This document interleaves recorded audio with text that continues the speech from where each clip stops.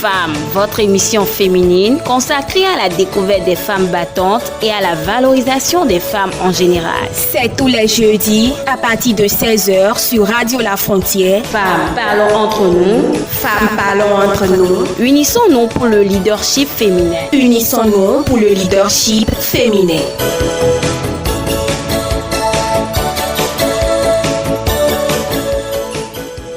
Nous sommes une fois encore sur cette émission. Je veux bien parler de l'émission Entre femmes.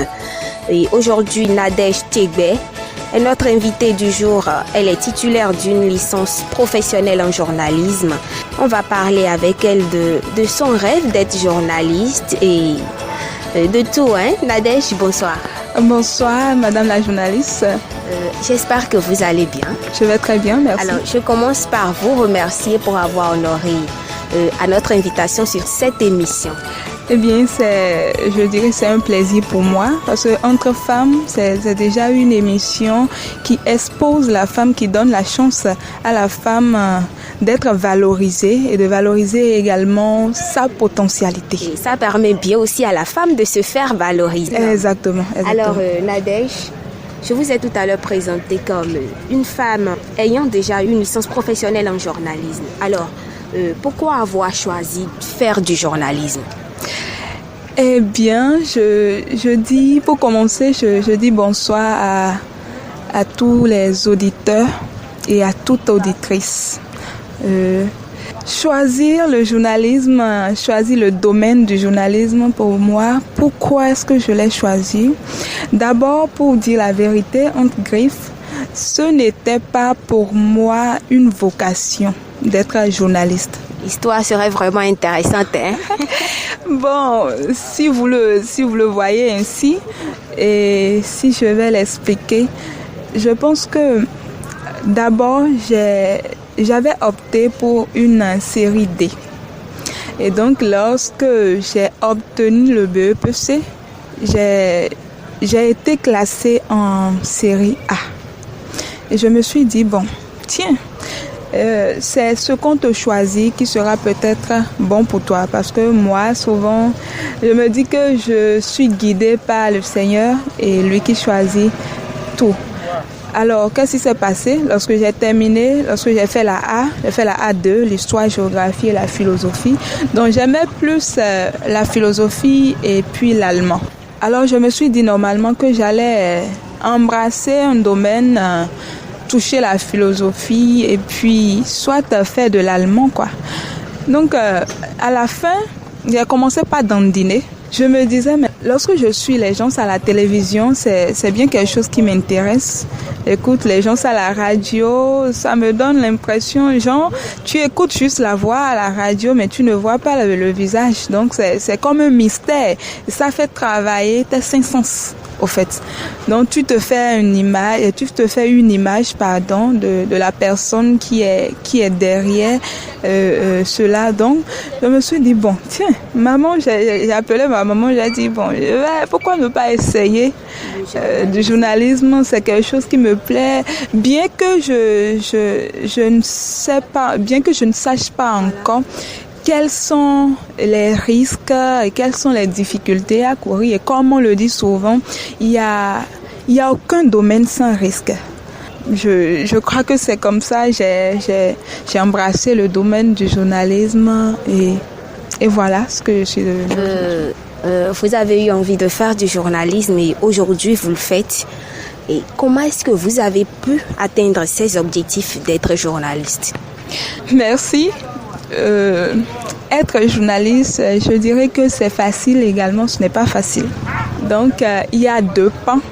Lorsque j'ai commencé d'abord avec les cours, ça m'intéressait, mais c'était encore plus intéressant lorsque j'ai commencé les pratiques. Certes, là où ce n'est pas facile, c'est lorsque nous commençons les pratiques proprement dites. Parce que tu as tendance à croire que ce que tu as appris théoriquement, ce n'est pas exactement ce que tu vis sur le terrain. Il a fallu que j'essaye de me détendre parce que au prime abord, j'étais une personne qui n'aimait pas du tout le monde. Donc, je n'aimais pas m'afficher dans le monde. J'aime souvent être dans la solitude. Et j'ai essayé de travailler parce que c'est déjà comme des difficultés que j'ai rencontrées. Donc, les cours m'ont permis de me détendre avec les expériences des professionnels des médias. Ils nous parlent souvent de leurs expériences, ils nous expliquent comment tu dois t'y prendre pour t'afficher dans le métier, comment tu dois t'y prendre et tout. Et comment ça a été un peu facile aussi lorsque j'ai mis en pratique les leçons que nous ont appris entre griffes nos encadreurs, nos professeurs, et qui sont bien sûr des aînés dans le domaine. Donc, quelles sont ces leçons-là? C'est moi qui n'aimais pas très bien suivre de temps en temps les informations.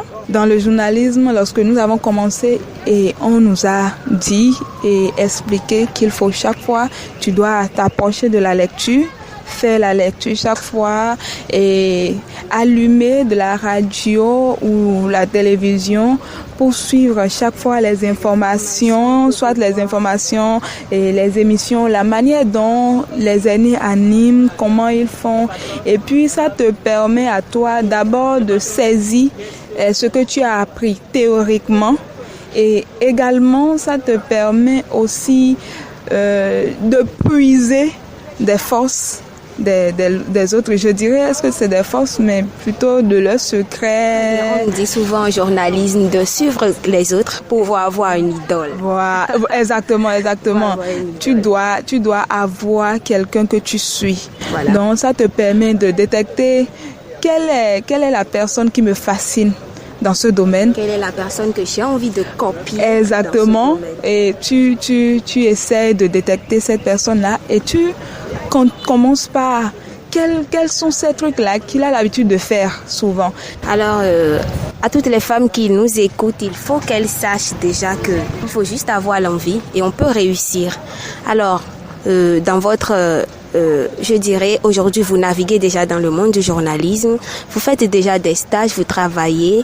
Et est-ce que vous rencontrez des difficultés dans votre travail aujourd'hui? Je veux dire des difficultés d'après-formation, voilà, dans votre travail. Est-ce que vous rencontrez ces genres de difficultés? Bien sûr, absolument. Comme nous le disons souvent, il n'y a rien sans difficulté, il n'y a rien sans risque. Donc, quelles sont à peu près les difficultés que j'ai rencontrées? Comme je vous l'ai dit tout à l'heure, j'avais du mal à m'afficher dans le public, dans le monde. Et ça a été une difficulté que j'ai relevée. Ça a été un défi plutôt que j'ai relevé. Voilà, que j'ai relevé. Et à travers les expériences de chaque jour, la pratique, j'ai su relever cette difficulté. Est-ce qu'il y a eu par hasard des difficultés de harcèlement sexuel, des problèmes avant que je te prenne dans mon organe, il faut que tu me donnes d'abord ce que tu as de plus naturel, parce que c'est la grande difficulté que les femmes rencontrent aujourd'hui sur leur lieu de travail. Est-ce que ça vous arrive de rencontrer ce genre de difficultés? Pas magie, je dirais non. Wow. Je n'ai pas encore connu cette difficulté, tout simplement parce que chacun a entre griffes son étoile. Voilà. Je parlerai peut-être d'étoile. Pourquoi? Parce que là où je pose mes pieds, j'ai un talent naturel en moi. Est-ce que je dirais talent? Je ne sais pas comment vous pouvez l'appeler, mais moi, je l'appelle un talent. J'ai un sourire naturel. Et ce sourire-là me permet d'aborder facilement. Ce sourire-là me permet de contourner très facilement ce que la personne en face de moi a l'intention de faire ressortir. Donc, si par hasard je devrais vivre le harcèlement sexuel, je pense que je l'ai contourné naturellement. Parce que je ne donne pas très tôt l'impression aux gens, ou bien je ne donne pas accès aux gens de me draguer facilement, ou bien de vouloir m'utiliser. Parce que lorsqu'on parle de harcèlement sexuel, moi je parle d'utilisation. De vouloir m'utiliser pour un quelconque plaisir. Alors, on peut dire que toutes les femmes ont ce pouvoir naturel de pouvoir lutter contre ces genres de problèmes. Et ça dépend de la posture, du comportement que chaque femme a sur son lieu de travail. Et c'est cela qui l'amène. Parce que je me rappelle, une dame disait sur cette émission... Exactement, excusez-moi, lorsque vous parlez de comportement, ça dépend du comportement de chacun. Si tu te comportes d'une manière... Bon, je ne sais pas. Même si la personne veut vraiment te harceler, il y a également un comportement, je ne sais pas pour les autres. Il y a certaines qui en rencontrent vraiment suffisamment et je ne peux pas les en vouloir parce que c'est une grande difficulté que presque la majorité de la femme rencontre aujourd'hui. Mais je dirais tout simplement, c'est une grâce aussi pour moi. C'est une grâce de Dieu pour moi parce que je parle de grâce aussi. Sans la grâce, sans cette grâce-là, je pense que peut-être que ça aurait dû passer, hein. Alors, Nadège, nous tendons vers la fin de cette émission, mais avant, je voudrais vous demander votre avis sur un sujet. Le sujet, c'est la parité entre l'homme et la femme. Ce que les femmes d'aujourd'hui réclament. Ce que nous réclamons aujourd'hui en tant que femmes. Vous, est-ce que, selon vous, cette parité est... je vais vous demander si c'est possible d'obtenir cette parité entre l'homme et la femme au Bénin. Je vous remercie d'abord pour cette question parce que c'est un sujet d'actualité. C'est un sujet vraiment d'actualité. Je ne dirais pas que nous allons atteindre la parité entre l'homme et la femme. Et en quelque sorte, nous parlons d'égalité. Voilà. Je ne dirais pas également que nous n'atteindrons pas cette parité. Chez moi, chaque femme, au fait, ce qui fait ternir notre image à nous les femmes, c'est le fait de nous cacher. C'est la peur que nous ne voulons pas affronter. C'est ce que les parents nous ont inculqué dès le bas âge, qui reste là, que nous ne voulons pas, parce que lorsqu'on dit souvent, que, et je ne sais pas si je peux parler dans notre langue pour l'expliquer, et nous et nous vont m'aider. Voilà, donc moi je dis ça pour dire, lorsque les parents nous inculquent quelque chose, une éducation, c'est la femme qui doit être soumise, oui, je ne refuse pas, mais soumise avec condition. C'est la femme qui doit être, tu dois faire ceci, tu es à la maison, tu fais le ménage, tu fais machin. Je me dis, lorsque tu grandis et tu entres dans des domaines donnés avec les expériences que tu as en tant que femme, il faut que tu retravailles ton esprit. Il faut que tu retravailles ton âme pour pouvoir, si tu veux vraiment élargir ton champ de vision, il faut tout simplement que tu retravailles ton esprit, ton âme, pour pouvoir faire ressortir le talent qui est en toi. Parce que tout autant que nous sommes en tant que femmes, nous avons un talent naturel en nous et laissons de côté les domaines que nous embrassons lorsque nous grandissons. Quand je parle de ça, je parle du journalisme que j'ai fait. Je parle de votre filière peut-être et de filière de n'importe quelle personne. Donc, il y a un talent naturel en nous, c'est de faire ressortir cela. Comme je viens de le dire, certaines femmes ont la facilité de créer des trucs, de faire du manœuvre, de faire... Il faut travailler son esprit pour pouvoir faire ça. Maintenant, il y a le comportement, si nous voulons arriver à l'égalité.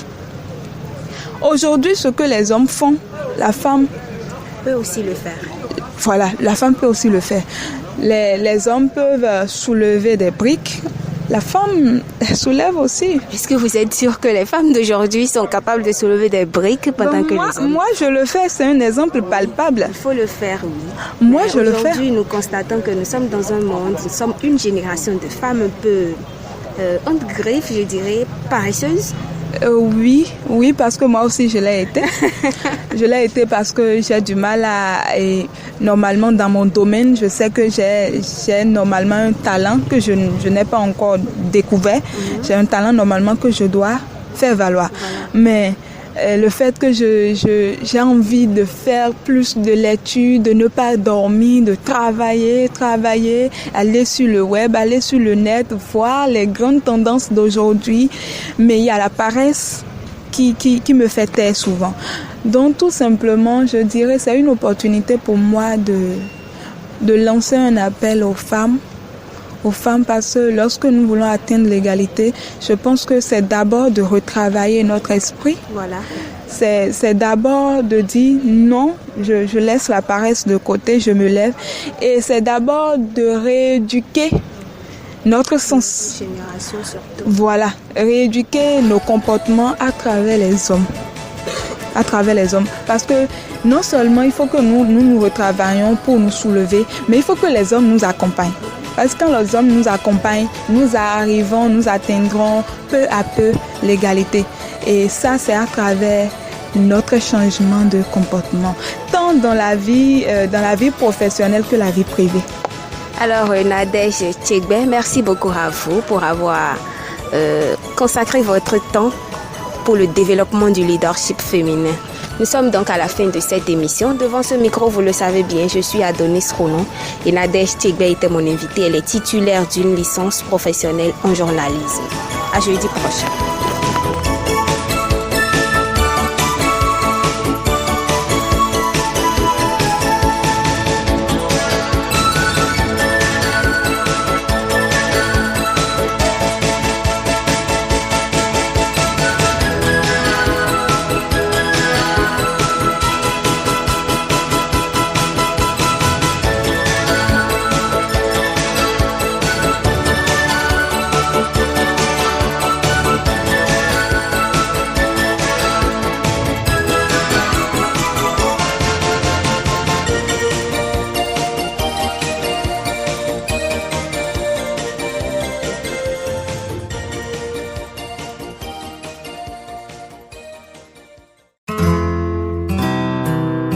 Tout de suite, l'espace publicitaire sur votre radio. Communiqué. Le groupe Ma Fierté informe les parents d'élèves ainsi que les candidats au BEPC et au bac 2020 que ces séances de travaux dirigés démarrent le samedi 11 janvier et vont se poursuivre jusqu'à la veille des examens. Quand tous les samedis et dimanches à partir de 15h ou complexe scolaire Cedro Siak Bodje dans la Vente de Saint-Thomas. Participation 200 francs par séance ou 1500 francs le mois. Notez bien, nos résultats antérieurs témoignent de la qualité de prestation qui se fait au sein du groupe scolaire. Inscription et renseignements 67 39 15 60. Groupe Ma Fierté, la force d'une équipe jeune.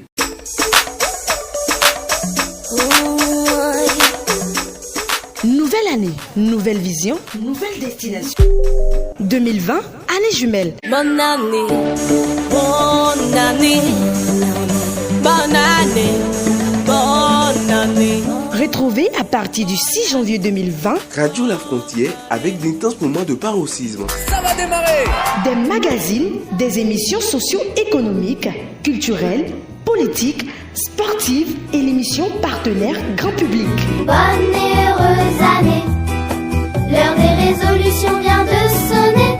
Faites-vous plaisir sur nos canaux numériques à travers les nouvelles conceptions telles que Personnalité 2.0, Bénin Culture, Héroïne d'aujourd'hui, la division Afrique Inter, le Zik du moment. Danse, danse, à la vie, à l'amour.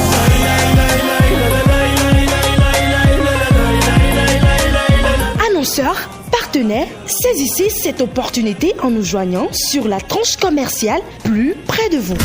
Radio La Frontière, le développement et l'excellence. Bonne année 2020.